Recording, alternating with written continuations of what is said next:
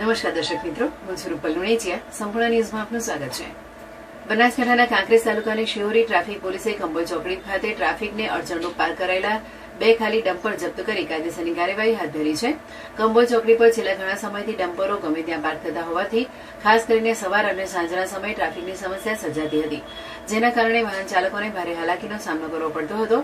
આ સમસ્યાને ધ્યાનમાં લઈને શિહોરી ટ્રાફિક પોલીસે અચાનક ચેકિંગ હાથ ધર્યું હતું. દરમિયાન જાહેર રસ્તા પર અડચણરૂપ ઉભા રાખેલા 2 ડમ્પરને કબજે લઈ શિહોરી પોલીસ સ્ટેશન ખાતે લાવવામાં આવ્યા હતા.